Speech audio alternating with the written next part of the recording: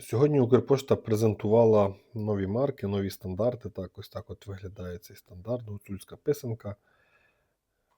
Ось такі аркуші, друзі. Для тих, хто забув, що таке стандарт, нагадаю, це марка, яка використовується для широкого вжитку. Тобто тут тираж 20-30 мільйонів може бути більше. Укрпошта може їх додруковувати. Вони зараз випускаються в таких невеликих аркушах по 40 штук. Це ви бачите тут частину аркуша, так?